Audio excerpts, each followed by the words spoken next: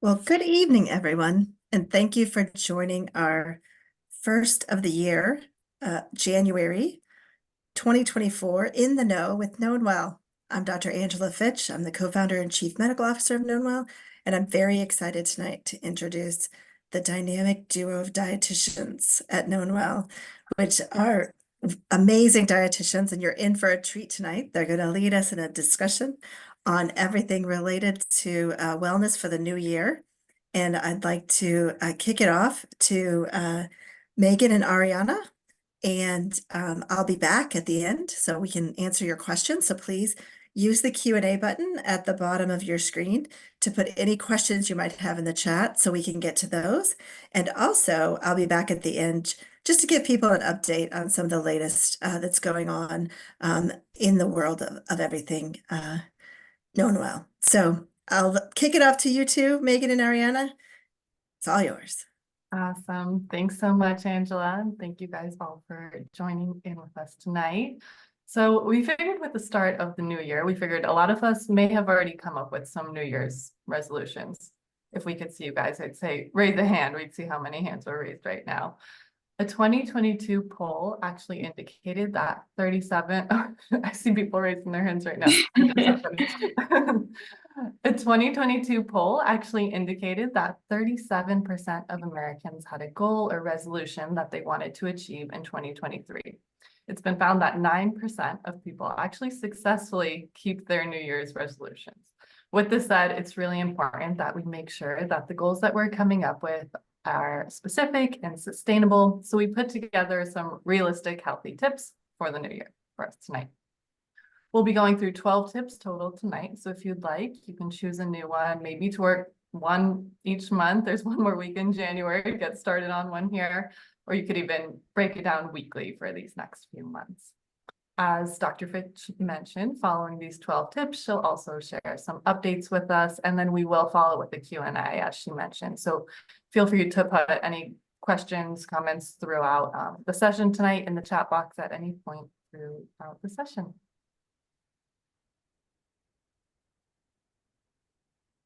So before we get into our 12 healthy tips, we wanted to encourage everyone to take some time to brainstorm what your word of the year will be. So you might want to start with a few different words, just brainstorming, and then work towards narrowing down those words. It's important to choose a word that speaks to you, is positive, and aligns with your goals. So some things to consider are, where do you see yourself at the end of the year? Maybe what do you want to have accomplished by the end of this year? How do you want to feel by the end of this year? Your words should solidify your sense of direction and also align with what you want more of in this upcoming time. So with this said, I'm going to keep this up here for just a second or so. Feel free to scan through and get some different ideas. You're also welcome to take a photo of some of these words just for a little bit of inspiration or to reflect on later. Also a reminder, you don't have to choose just one word. You're not limited to one word. Choose whatever speaks to you. I'll share my word of the year. My word of the year is yes. So saying yes to new experiences and just living life to the fullest. That's the word for 2024 for me. And with this said, I will pass it along to Ari, and she's going to start to take us through our 12 tips for tonight. Yes, thank you so much, Meg. And I love this idea of like a word or theme for the new year. Meg actually just brought this up this morning, so I decided my word of the year is presence. So trying to be more present. So getting right into our 12 healthy tips for the new year. Number one is to set realistic goals. So we already saw some hands raised that you all set resolutions or goals for the years. We want to make sure that our goals are achievable, right? So we can try to keep them SMART, which stands for specific, measurable, achievable, realistic, and timely. We want to set ourselves up for success. Oftentimes, New Year's resolutions fail by February. And why is this? Because they're not realistic enough. So we set ourselves up for kind of failure because we're maybe taking on too much, or we aren't setting ourselves up for success by taking small steps. We're trying for leaps and bounds instead of one step at a time. So this could look as simple as adding more vegetables to your meal, or getting out for a daily walk, reducing your sugary drink intake. Small changes are what lead to significant and sustainable improvements over time. And that's what Meg and I are here for, your Known Well dietitians. We want to help set you up for success with SMART goals. One of the best ways to work towards a goal and to build a new healthy habit is to identify a current habit that you already do every day, and then to stack a new behavior that you want to start on top of that. So this is called habit stacking. And the formula is after or before current habit, I will new habit.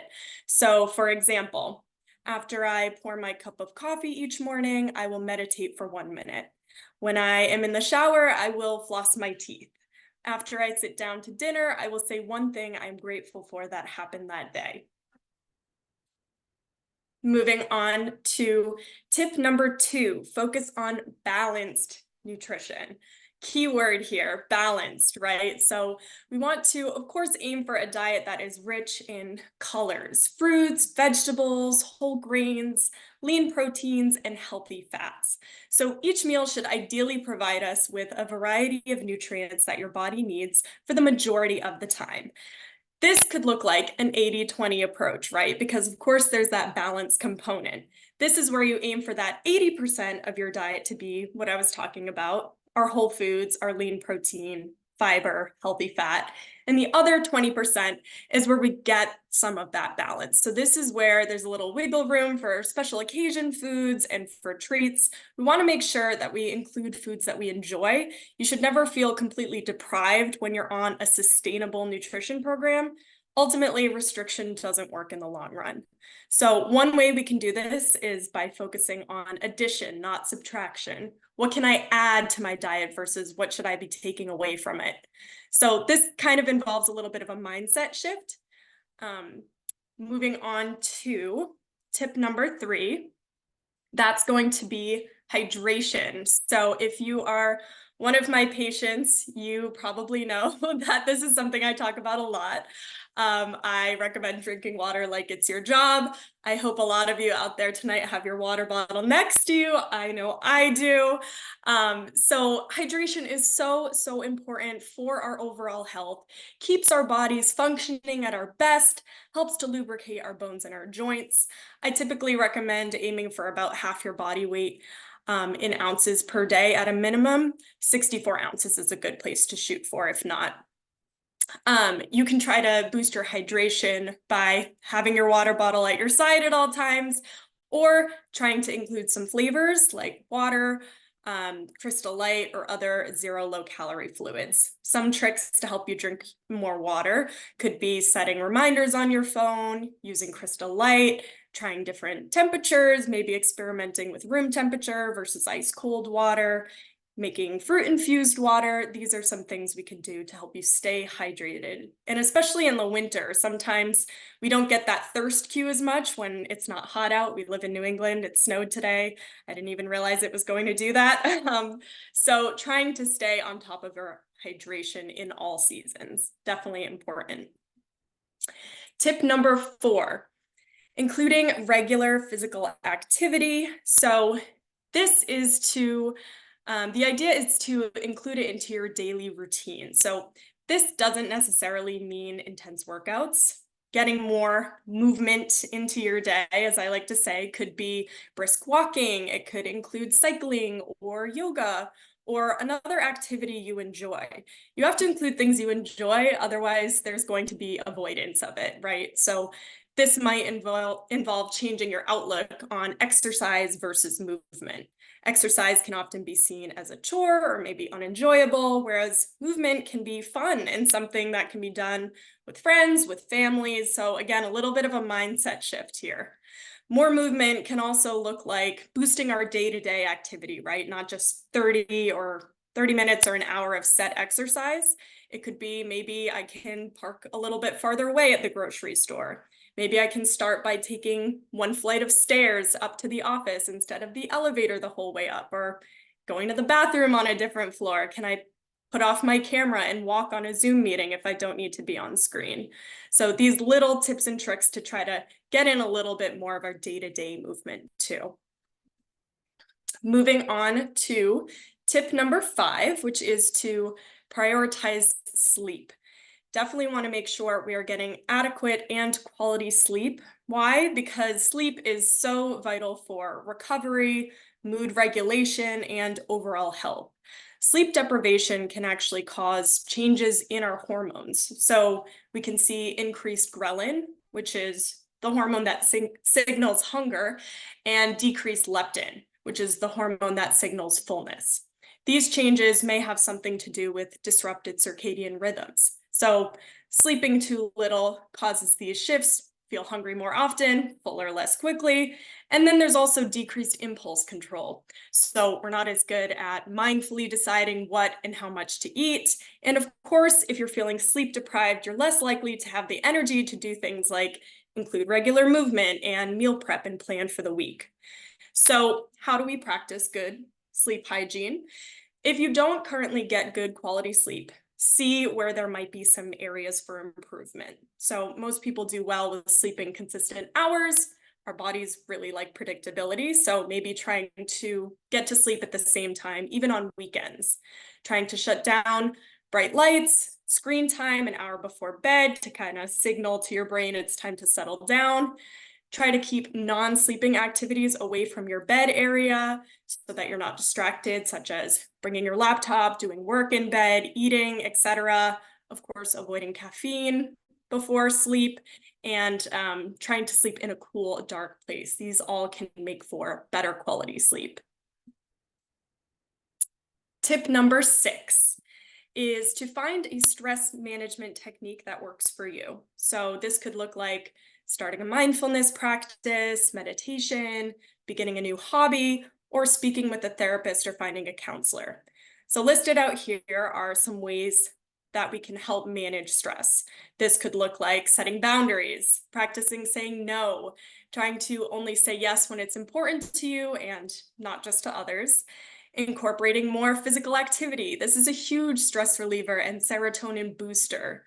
Planning ahead, trying to think of any upcoming stressful situations that are coming up and try to make a plan on how to execute it, handle it, or work around it. Lean on your support system, calling a family or friend. Unfortunately, stress is unavoidable. So studies actually show that chronic stress, or that small amount of stress kind of in the background, that slowly builds over time. So day-to-day stress, work, family, etc., can be more detrimental to your health than an acute one-time stressful event. So taking 1 minute to help breathe and manage this stress in your day-to-day life can really help. Just taking a pause. The first thing that we do when we're stressed, we tend to stop breathing. So just taking a moment, breathing in for 3, holding for 3, out for 3, holding for 3. That's called a boxed breathing technique. That can really help to regulate your nervous system and hopefully relieve a little bit of that chronic stress in the background. And I'm going to pass it over to Meg for the remainder of the tips. Thanks so much, Ari. Those are some great tips. I love the breathing one. I think that's definitely something that we forget to do at times. So practicing some different breathing exercises, counting those numbers in our head, I think can be really excellent. So tip number 7, we're gonna move on to here, is to prioritize whole foods. This is such an important one. Aim to plan your plate from the ground up by including a plant at each meal, such as a fruit, vegetable, legume, etc. One way to approach this is this tip, which is aim to include the 3 S's in your diet, which are soups, salads, stir fries, as these are just some examples of meals where we can sneak in some extra veggies. Again, that's that addition that we were talking about earlier that Ari mentioned. Even if you're following a recipe, you can double the amount of veggies, right, in the soup, salad, stir fry. We don't necessarily have to follow that recipe specifically, which is nice. Another approach is called the 1-2-3 rule. So this is a challenge to eat all 5 servings of fruits and vegetables every day, basically. The 1-2-3 approach can help us to pack in all of our servings recommended and maybe even more each day.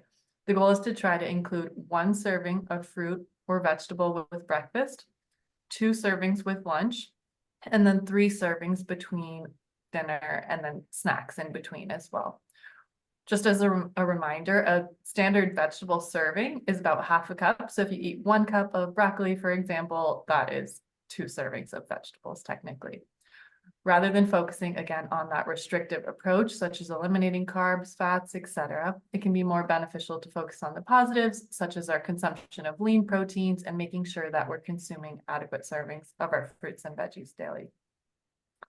All right, so moving on to tip number 8, which is cooking at home, as this can allow us to just have more control overall over the ingredients that we're using, as well as also the portion sizes served. It can also allow for overall more nutritious foods to be consumed, and then, of course, more cost effective than eating out. As everyone probably knows, costs have greatly increased over the years. If you aren't already, this is a little shout out to follow knownwell's Instagram and Pinterest pages if you aren't already. We have tons of recipe ideas on the Pinterest pages. There's different boards, for example, breakfast ideas, lunch ideas, dinner ideas. I saw someone wrote a comment asking for some meal ideas, so there's some great ones there too. On both Instagram and Pinterest, the username is knownwell health. If you have any trouble finding these links too, feel free to reach out to Ari or I, and we can help navigate you to find them. All right, so tip number 9 is to incorporate mindful eating, and we have just a few more S's here. S's is the letter of the night, forget the word. The first one is to sit while eating, as it's often easier to incorporate mindful eating if we're sitting rather than running on the go. This can also allow us to better enjoy the experience fully. Maybe some people, again, chose their word of the year maybe to be experience. So enjoying your eating experience and being present in the moment, sitting down. That next S here is slowing down and allowing for us to savor and really enjoy what we're eating. On average, it does take our brain about 20 minutes to recognize that our stomach is feeling full. 20 minutes is a pretty long time for that connection to happen. So slowing down is really important in that sense. Some tips just to help with slowing down, because I know it's definitely not easy, are to put the utensil down in between bites, maybe making sure that we're chewing really thoroughly, or even using your non-dominant hand or chopsticks if you're not good at using them, just to help slow down the pace of eating. One of my favorite tips is to try to be the last one done eating at the table if you're eating with other people, just trying to be the last one finished. The last S that we have here stands for savor, and we can do so by limiting distractions such as our phone, TV, work, etc., just to practice being really present in that moment. Pay attention to your senses, right? How does the food taste, smell? What's the temperature of the food? What's the texture, etc.? Might feel a little bit uncomfortable at first to be really focusing on these things, but doing so will help with practicing over time. Incorporating all of these tips again can help us to practice mindfulness and just help enhance the overall eating experience. All right, so tip number 10, it's a little different one, but it's to stay connected. So social connections can have a really positive impact on our mental health. Ask yourself, maybe take a couple seconds to think, who are your biggest motivators and supporters maybe in your health journey? Be sure to keep in touch with friends or family or colleagues that help fill your cup, so to say, rather than empty it. Think about who are those people that fill that cup for you. Consider joining clubs or groups with people who share your interests or goals. And then also just consider unplugging when enjoying time with others in order, again, to be fully present in that moment. All right, so tip number 11 is to keep up with regular checkups and health screenings. Preventative healthcare is definitely key. These statistics are from our website. You might recognize them. So did you know that 55% of people in America have canceled an appointment due to anxiety about being weighed, with an additional 69% of people experiencing weight-related stigma from their doctor? The goal at knownwell overall is to change that. Know that we're a safe place to come to, and if you don't want to be weighed or discuss your weight at visits, you can always let your provider or any of the staff know this. You can also openly always discuss with us what you'd like to focus on at your visit. All right. Last but not least, tip number 12 is to aim to ditch habits that aren't serving you. So having a game plan is really important so be sure to seek help from your providers if you need support with quitting certain habits. One of my favorite sayings is, don't let a slip turn into a slide. So if you feel like you're getting off track, aim to check in with yourself and take whichever next steps those might be to get right back on target. One slip won't ruin your success. It's really what comes next that's so important. So lastly, run with those small wins. Be proud of yourself for all of your successes and wins, and take a step back from time to time to look at the big picture and see how far you've come. And again, reward yourself for your success, even if that means a little pat on the back. It doesn't have to be anything big, but just taking a step back to think about how far you've come. So wrapping everything up, we want to remember that adopting a healthier lifestyle and making changes is a journey, not just a one-time event. So be patient with yourself and recognize that setbacks can happen, like Meg can say, that was saying. The key is consistency. So making an effort to get back on track when you stray from your goals. It's about your direction and not necessarily your speed, right? So support is also important, and just know that our team is willing to support you every step of the way.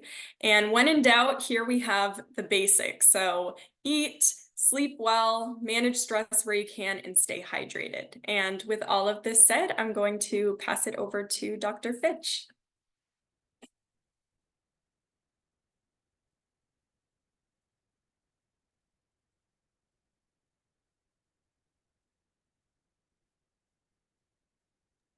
I'm coming. Sorry. I was trying to get my video on and let me turn off my treadmill. That's my new. Are you walking? I am. It's like very disoriented for very You're showing off. No, this is my goal for the year. You notice I didn't say resolution. It's like my goal, my SMART goal, which is to get more. I'm going to put you on the spot. What's your word for the year? My word for the year, I had to think, it changed, throughout the discussion. But I think, to be more present. So I'm going to choose present because I need to, take time when I'm, taking a break to really take a break instead of like answering emails and texts and everything else. So I would encourage everybody to figure out what their word is, because it is very important, and remind yourself of that, right? You have to say that mantra like over and over again, because otherwise you forget very easily. But my other goal is to get more movement. So that's why I was taking advantage of this little time to walk on my treadmill desk. So thank you so much for that time being off camera. So I just wanted to give a few updates on, one is that, this is the new year. And with any new year, we have lots of insurance changes, which means a lot more changes in coverage of medication. And so we are noticing this year that a lot of employers have made changes to their requirements around covering medications that we might use in focusing on, working on weight management. And so just bear with us as we try to work with your insurance and do your prior authorization and figure out, what you have coverage for, because this is a new year and lots of people, especially a lot of our patients that are on Medicare, who may have had some coverage for things in the past, are noticing that the Medicare plans have sort of cracked down, on what types of medications are available depending on your diagnosis. So where in the past, some medications might have been available, even though patients didn't have diabetes, now the insurances are really, cracking down and saying, we're only going to make these medications available to people with diabetes. So if you have diabetes, that's of course something that you should still have access to. But when patients don't have diabetes, that can be a big issue starting in this year. This crackdown has happened because of cost, to be honest. The medications are very expensive, unfortunately, and we're working on that at the government level to try to work on changes to that at the national level, to try to get better coverage for treatments across the board, including coverage for seeing our dietitians, for example, which I know can also be a challenge for some people as far as insurance coverage goes. So with the new year means new insurance and means trying to manage all that and trying to figure out, what the best path forward is for each of you in particular that may be working on something in particular with us at knownwell. Secondly, we have a new medication for obesity treatment that came out at the end of the year last year called Zepbound, which is the same exact medication as Mounjaro. So Mounjaro and Zepbound are the exact same drugs. They're just in different packages. One is for diabetes, that would be Mounjaro, and the other is for weight management, which is called Zepbound. And Zepbound is gradually being added to people's insurance plans, to their formularies. So if you don't have access to it on your formulary yet, you may have access. We're hearing that around the March timeframe is when people may have access to this newer medication. So, call your insurance if you're looking for that type of treatment and you're looking for that medication. You can always call your insurance on the back of your card and see if that medication has been added to your formulary yet. The other thing to note as of January 1st is that Mass Health, which is our Medicaid plan here in Massachusetts, is covering medication now for the treatment of obesity. Before they were not covering it, so now they are covering it. So if you are a patient that has Mass Health or one of the Mass Health plans as your insurance, please make an appointment with one of us to follow up, because there may be new treatments available to you here in the new year. So that is a very exciting thing that's happened for patients that have Mass Health. We're working on the same thing for Medicare patients. That's what the Treat and Reduce Obesity Act that's before Congress right now is trying to get passed in order to get coverage for patients who have Medicare. So again, we're very grateful for everyone who has joined us in their health journey at knownwell. We are excited to be here. We're excited to expand knownwell across New England, across the country. We'll be opening new clinics soon in different areas of the country. So we're very excited for everything that's happening here at knownwell. I didn't see any questions in the chat. If anybody has any questions in the chat, please put them in there. I know that someone had reached out about getting a more concise meal plan, and that's what our dietitians do. So it's best to meet with them privately to understand, what that might look like for you in terms of getting your protein, getting your fiber, getting all sorts of these. I don't know if Ariana and Megan want to talk about some of the, we have some new things that we can do in that realm as far as, helping patients figure that out. We got some questions coming in here. How can I watch a replay? Well, that's a good question. I think that Travis will be putting this recording somewhere or doing something with this recording and getting it out to everybody so they can watch this replay as well as the slides. I'm sure we'll be able to make that available in some manner, through our distribution channels like we emailed you before. I think we'll be able to, send this out so everybody can watch it again and catch up on all the great tips, because I know I learned a lot in those tips for sure, because it's always worth it to be reminded. Someone said the chat is disabled. The chat is disabled, but you can put any question in your Q&A in the Q&A here. So please, put your questions in the Q&A here, and we can see those. Without that, I will say one question I have for Megan and Ariana is, I find it's hard myself because I know that I should be doing these things. I liked the 1, 2, 3 and the S's, right? Because, I know that I should eat more vegetables, but it's very hard between knowing and doing. It's very challenging. How do you fix Yeah. that? Yeah, absolutely. And I will say that is something I so commonly hear in my visits is I know what to do, I just can't do it. So a lot of that has to do with it, setting up our environment for success, right? So trying to plan ahead for the week and trying to make those healthy options like lean proteins and vegetables as accessible to you as possible. So maybe cooking is not your forte, or maybe you're not the best in the kitchen, or maybe it takes too much time. Keeping raw veggies as a snack with some dip, even if it's, ranch or something like that. I always say the healthiest vegetable that to eat is the one that you like the most. So inclusion of foods that you enjoy, and a vegetable in dip is healthier than no vegetable at all. So making sure that it's appealing to you too, right? So not just having steamed broccoli with no seasoning on it, because that's sad, unless that's your thing, which that's nice too. But so I would say it's a lot about your environment. I don't know if Megan, maybe you have any other thoughts on that as well. Yeah, no, I'm all about environment. I think that's 100% true. I'll also add just like a tip if right, you're saying I know what to do, I just can't do it. I hear that at least once a day, right? But definitely more than that.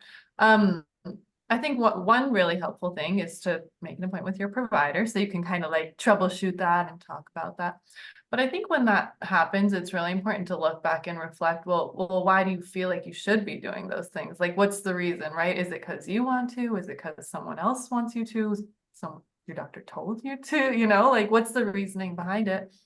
And then if you actually do want to make those changes, like you're realizing that yourself, what is the reason you want to make those changes, right? Is it increasing your vegetable intake so you can go to the bathroom more? Or is it, more movement at the end of the day to help reduce stress, right? Like what are the reasonings behind these things rather than just, I should, right? So I think that can be helpful. And then I just want to give another shout out to our Pinterest page too. We have plenty of good vegetable recipe ideas on there. Ari made a little board on there, how to make veggies taste good. So I encourage you all to follow and check it out.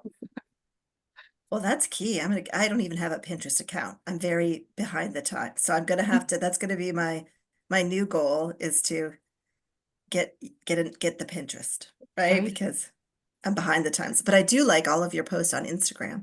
I love all the recipes. Again, I'm getting ready to make those pancakes, in the pan because I have it in again. I want to do it. Pancakes. I got to do it. I'm ready to do I it. have to do that too. I will admit, I said I need to do that. I have not done that yet But see, that's either. I guess I'm just trying to say we all do this, right? We all We have these. do. We just have to continually remind ourselves. 'Cause I have no excuse because I have the mix at home. I have the stuff at home. I just need to like do it, like Nike said. Put Like the just do it. reminder on your phone, Sunday, 11 a.m. That's what I'm gonna do. I'm gonna do it. I'm gonna be Set the cooking them. reminder. I'm gonna be texting you, and I'm gonna show you my pancakes. I love it. We also have a really nice section on the Pinterest, which is vegan and vegetarian meals. A lot of people I've been hearing their goal for the new year is to incorporate more Mediterranean style, plant-based meals, recipes. So plenty of good ideas on there that are still plenty high in protein. That's kind of something to think about when you're going more so towards plant-based, just making sure you still get some good protein in your diet. So we've got plenty of good recipes, ideas in there. Chickpeas. I like chickpeas. Lentils, beans. Chickpeas are great because they're high fiber, high protein, and no cooking involved. So I know, and you can unless you roast want to. them. I You want to can roast them and they're them. crunchy and taste better. Yeah, I love chickpeas. Then We I'm do gonna have bring them as a somebody. snack. Yeah, that's a great idea. Or what's the name of those snack chickpeas? Vienna or something? Have you seen those? Vienna makes chickpeas, and then the bada bean, bada boom. Those are also Oh yeah, really those good. two. Those are what fava beans roasted. Fava beans. Mhm. Those are good too. Those Someone are was Some people asking. can't. Some people can't eat them though. The fava beans. So Oh, that's good to know. yeah. Edamame, I roasted edamame. That's one more one. Oh, edamame, wasabi peas. That's another one too. That's like a snack version. Um, or what's the hippies? The little Yes, the hippies. Yeah, those are, snap peas that are puffed. Yeah, those are good too. Someone was asking, how do I get the recipes in Pinterest? So our name is knownwell health. That's the same as our Instagram page as well. I don't quote me on this, but I don't think you need a Pinterest account to access the boards. Do you know if you need an account? I think you can just, if you just go on our page, you can still see it. You can search it. I find sometimes if you're not logged into Pinterest, it kind of pops up like a block, like sign in if you still want to see this page, like something like that. But the account name, like Ari said, is knownwell health. but it's free to have a Pinterest account, right? Just like the other social medias, right? So that's kind of nice. And then someone was asking, what's the name of the new medication for obesity? That's called Zepbound. ZEP as in Paul, B as in boy, OUND. Zepbound. So that is the new medication. It's the same drug as Mounjaro, which is for diabetes, but Zepbound is for indicated for treatment of weight management. So that is, it came out at the end of last year and is now more readily available, just hasn't made it onto everybody's formularies yet.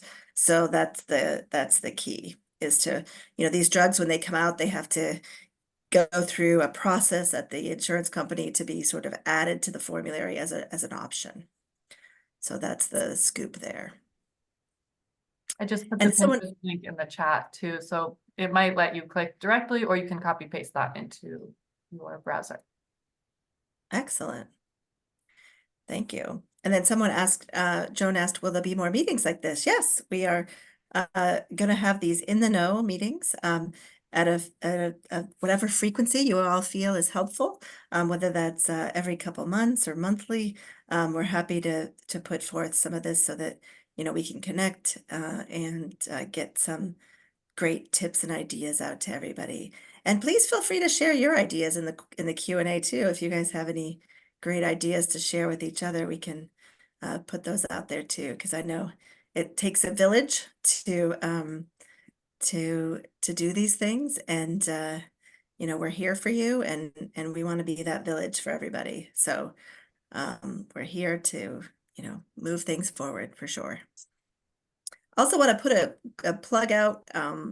Yes, someone asked, will you record this meeting? We are recording it and we will share it. And then Susan just asked, do you expect Wegovy to make it on the formulary for Medicare? So no, well, not right now, but fortunately, we hope so in the future. That's why we're advocating for the Treat and Reduce Obesity Act. So if you want to, you can certainly send a message to your United States senators and representatives, right, on Capitol Hill. Message them and write them a letter and say you really would like them to vote for and approve the Treat and Reduce Obesity Act, because it's been before Congress now for about 12 years. Actually, the act has been there waiting to get approved, right?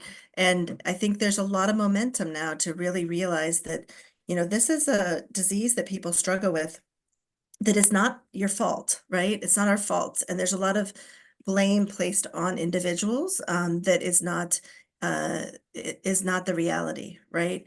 And so again, recognizing that there are treatments that can help us, and getting access to those treatments is what the Treat and Reduce Obesity Act, including, again, access to dietitians, because right now, even with Medicare, we have some ways of getting some things covered, but it's not very helpful, if you will. It's not as helpful as it would be to be able to sort of have a full consult with the dietitian. So thank you all for your comments. Dina said monthly would be great, and that we'd be happy to do that. And thanks, Amy, for saying such a helpful resource. We are so glad to be here and glad to be helpful. So there's a question about, is Zepbound an injection or pill? Zepbound is an injection, just like Mounjaro. So these are injections. They come in these individual injectors. This is the Zepbound injector here. And, they're very easy to do. it auto injects, so you don't have to put any needles on. There's no needles to be seen, but it is a needle. It's an injection that you take once a week, subcutaneously. And yes, Elizabeth, thank you for saying that, that we really want to at knownwell, get a sense of community going even more than this. So we hope to, as we move forward in 2024, we hope to be able to offer you more ways of connecting as a community and, being able to share these tips and share, things that we might be concerned about or struggling with or trying to make a change in, like, writing your senator about the Treat and Reduce Obesity Act. Yes, it is this Zepbound and Mounjaro is very similar to Trulicity. It's the same, very similar medication and in the same type of syringe. Trulicity cap is green, but that's the difference between it. But they're a little bit different in that Trulicity's been around for a long time, so not quite as effective as some of the newer versions of medication. We also have Wegovy, as someone was mentioning, which is also an auto injector. They just happen to be sitting here on my desk because I do things from home. So they happen to be right here next to me. So lots of great ways, including these wonderful tips and tricks as far as, staying healthy. We all got our water. I must say I've not gotten the Stanley bottle yet. I'm not sure what you guys have your Stanley cups. Not sure what the Stanley craze is, but I've heard about it. I have a fake one, but it Fake holds Stanley. 40 ounces. It does the job. Well, I think it's good because it keeps it cold, right? See, I'm one of these picky people. I don't like to, I'm not a big fan of like plain water. Like this is my sparkling water, Um, I'm just not a big fan of like plain water, and especially if it's not cold. So, oh, thank you. We have a patient that's getting ready to start with us. That's so exciting. So a few other questions. Oh, someone said, yes, they have their giant Stanley. I love it. I guess I got to get a Stanley. We need to get knownwell Stanleys. Yes. Like with our, and then I support this. Everybody could buy one. We could sell them. Yeah, I think I'm influenced by the Stanley thing. I think I need to get one. The straw just helps you drink more. It's the straw, and it fits in the cup holder too in your car. That's what people love about it. Cup holder. You can't see mine is from TJ Maxx. Mine does not. I always show it to patients. But my biggest tip is like if I'm drinking a glass of water, I'm working from home, it's back to back. I'm not going to get up all day and fill up that glass. So like for me, this is my 40 ounces. I know I need a few cups on top of this every day, but I don't have to think about it. I just know I have to drink this and then I have a couple cups of tea on top of it, but I don't have to fill up that glass all day. To me, that's so much more like mentally taxing. I agree. It's all about the habit stacking, right? Like you said, like having it right there and having it next to you. In your environment. In your environment, I know. It's so key. You cannot be surrounded, by an environment of negativity and stay positive for sure. You have got to try to surround yourself with a positive environment, right? Someone mentioned my health insurance changed and they won't cover my Wegovy. We're going to try to appeal that, but not sure it will work. What are some other options to getting Wegovy or one of these other drugs covered? Well, unfortunately, that's what we're seeing recently is that, a lot of employers are dropping coverage for these medicines because they are costly. So unfortunately, there's not a lot of alternatives that of the same medication, right? These medicines are very expensive. So to try to buy them yourself, is usually not very affordable. I will say right now, though, the Zepbound has a coupon out, and the Zepbound, if you don't have insurance coverage, is $550 a month with the coupon. I recognize that is a lot of money and not something that a lot of people are able to do, but some people do have HSAs or other types of health savings, that they might, be able to, use some of that money. Some employers give people money into their HSA. So, that could be something that you could do if you want to, get access to Zepbound is if you don't have coverage, you can have a coupon, and that coupon will get you the medication for $550. Yes, unfortunately, as Catherine just mentioned, Medicare is excluded from all of the coupons.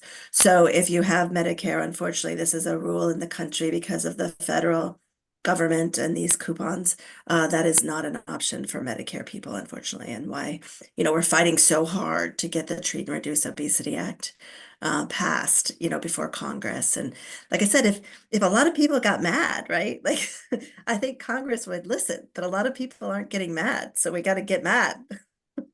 And or show our passion for this change, right?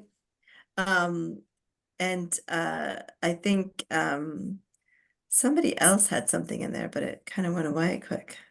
There was a question on whether do you know if a pill form will be available soon? I've been having site injection reactions, and I'm wondering if that would be an option. Yes, so there will be a pill form of the semaglutide, which is the Wegovy has a pill form. We do find many people may have a local site reaction that becomes itchy, kind of like a little eczema spot or a mosquito bite type of, or response you might get. Same with, a spider bite or something, you get your skin reacts to that. So that is something that we see with some patients. Now, interestingly, I've had 2 patients this week. This is just 2 people. This is not a scientific study. This is just 2 people. But they did say that if they noticed that if they left the medicine out at room temperature, and these medicines, while they're kept in the refrigerator, they're stable at room temperature for like 50 days. So you can actually keep them out sometime. You can keep them out the month that you're using. You can actually keep it out of the refrigerator. You shouldn't expose it to any extreme temperatures like freezing or heat, right? You shouldn't have it in a hot sauna or something. But at room temperature, you can keep it out for the month that you're using the pack of medicine. If you're keeping more than a month, like if you have a 3-month supply, you want to keep those in the refrigerator. But the month you're using, you can actually keep in your bathroom or wherever you might, at room temperature. So 2 of my patients now have noticed that when they keep it out at room temperature that day, and just like maybe the night before they take it out, even if they don't keep it out all the time, take it out of the fridge, they put it like in their bathroom next to their toothbrush, so they remember to take it in the morning, habit stacking, right? And if they leave it out for that overnight, let it come to room temperature, that it doesn't cause that reaction. I don't know, that's not a randomized controlled trial, but for 2 patients this week, they've noticed that, so might be an option. Angela, would you mind talking a little bit about the clinical trial in patients on Medicare? Yeah, so we are launching a clinical trial with Eli Lilly. So Eli Lilly is one of the drug companies that is making medications for weight management. And they are the makers of the Mounjaro and Zepbound, so the same company that makes these medications. They're doing a new clinical trial with a new medication, very similar to these medications, but it's brand new. So it's in what's called phase 2 clinical trials. So they do phase 1 first to make sure it's not going to hurt anybody. And then they do phase 2, which is, where they're going to look at, what some of the results are, what some of the dosing is.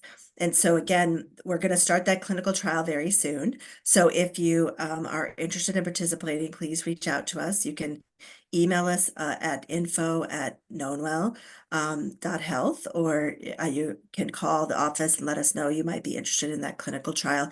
It is a randomized controlled trial, so there is a chance that you would get placebo, which means you're getting an injection that just has salt water in it, so it's not got medicine in it, because that's how we tell if things are working. Some people get drug and some people get what we call placebo, which is usually just a saline type of water. So again, that's the only downside, is you might be randomly assigned to the arm that's getting the placebo, but it is a 2-to-1 trial, which means twice as many people are going to get medication versus placebo. So that does sort of increase your odds a little bit, versus a 1-to-1 trial, of getting on the medication arm. So there is a little bit of an increase in getting on that medication arm. Oh, we have so many questions. I love it. We Yes, and have a question on, can you speak to metformin to aid in weight loss?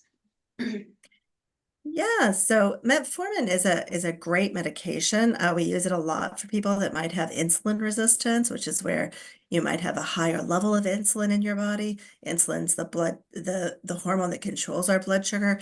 Many people have higher levels. When you have these higher levels, tends to make you more hungry, tends to make your body want to store some of that carbohydrate and glucose that you eat more as fat easier. So again, we can use metformin to help regulate that insulin level and then therefore sometimes reduce appetite, reduce weight as a secondary effect of that metformin. So we do use that for patients, especially with insulin resistance or prediabetes or other types of metabolic conditions that may predispose them to that. Well, somebody else, Janet asked some nausea management tips. I don't know if I find with these medications in particular, the GLP-1 class of medications, making sure you eat regularly can help with the nausea. So I feel like the nausea is a little bit worse kind of when you haven't eaten. So sometimes first thing in the morning, when you haven't eaten all night can be a time when you might be nauseous. So just grabbing something quick. I don't know if Megan or Ariana have any tips on that, but something where you can, get a little bit of something even, into your stomach, can make that nausea feel better. And don't go all day without eating, right? Yes, I'm actually typing up a response to that right now, and that was exactly what I was writing. We often find that tends to be you're going too long without eating. So I usually recommend keeping a consistent eating pattern and trying not to go more than 4 hours or so without eating at a time. You can also opt to include some more bland foods like banana, white rice, or toast. And if you're on an anti-obesity medications, Meg and I typically recommend prioritizing protein. So if you can pair a lean, lightly, minimally seasoned protein with that, that would be ideal. Or you could opt for something like Greek yogurt or plain scrambled eggs. I usually find also cold foods sometimes tend to be tolerated a little bit better with nausea. Hot foods give off more of a smell, which can also be a little nauseating at times too. So some cold foods can be better options sometimes.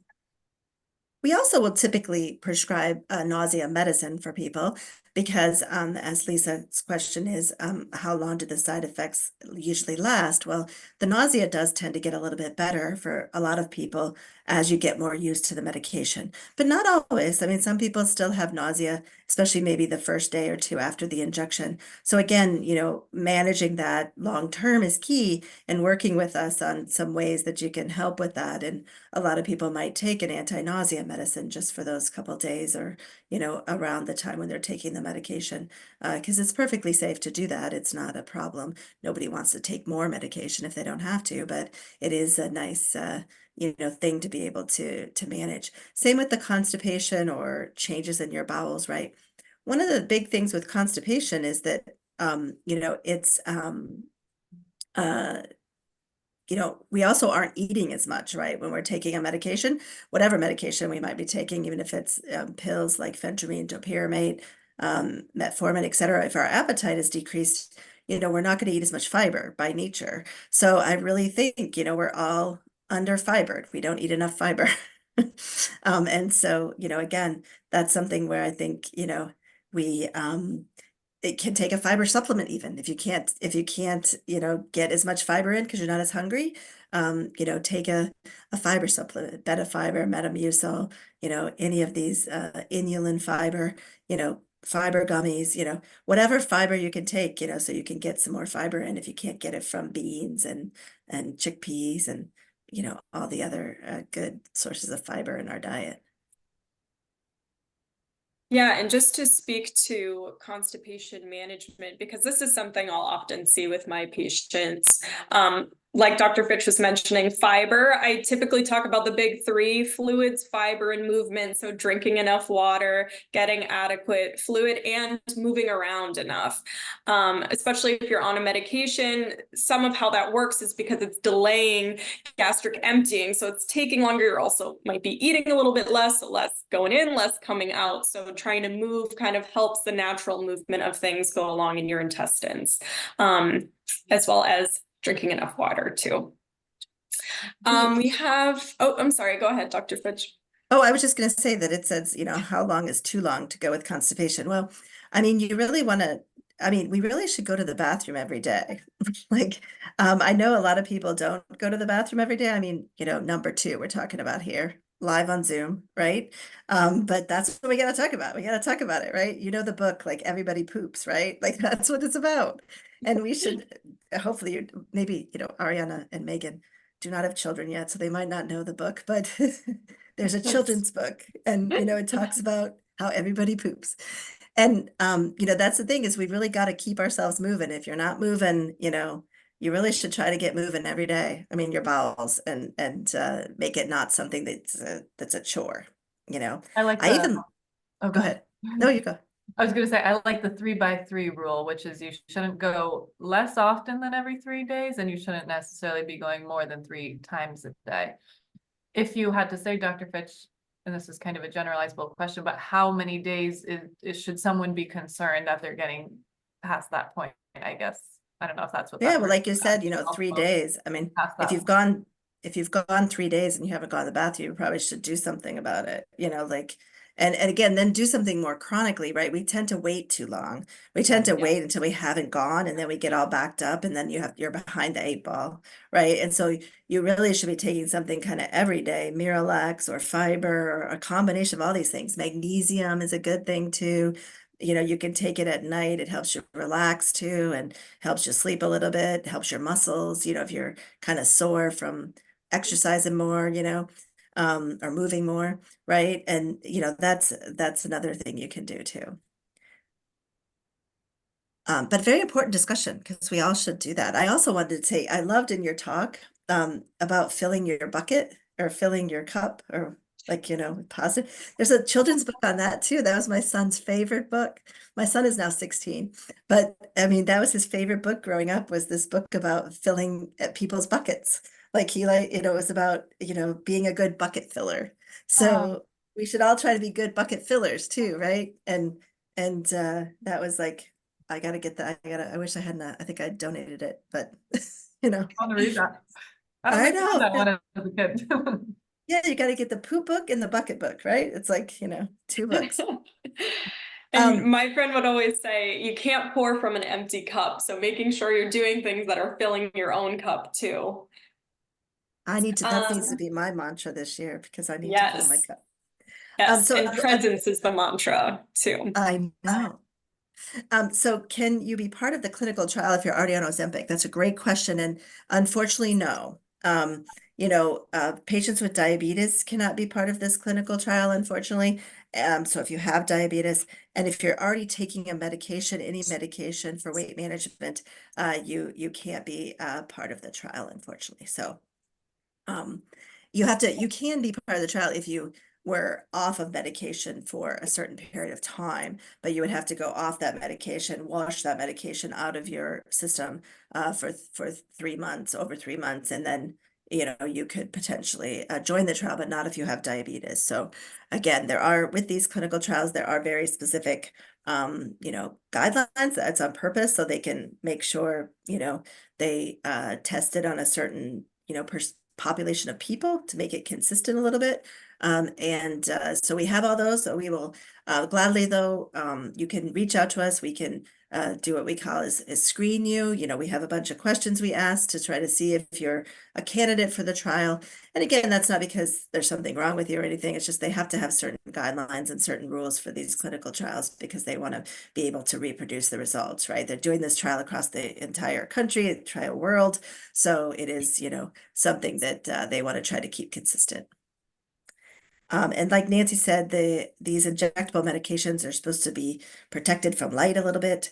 So, you should keep them in the box that they come in. They come in a box. I don't have the box with me here at my desk, but they come in a box. You keep them in their box. Ideally.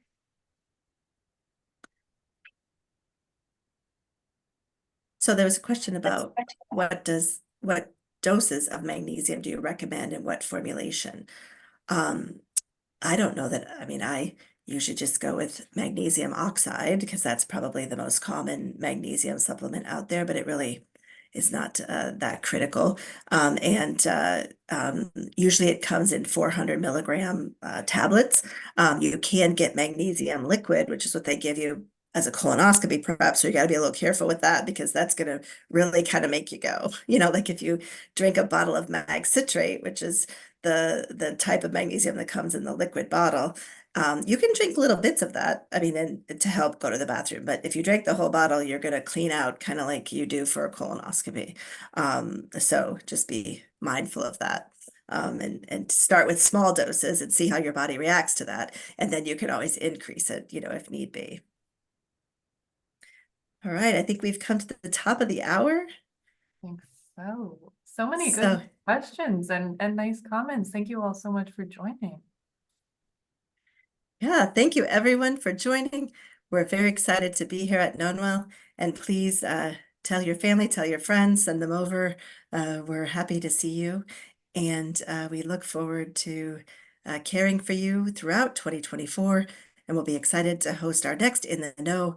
Watch your email, and we'll be sure to keep you abreast of everything going on and try to create some more supportive environments over the year, to come, because many people are asking for that, and we realize that. So we got a lot coming out, so we're moving along. So thank you all so much for being here. Happy New Year, and be well. Thank you so much. Bye, everyone. Have a good night.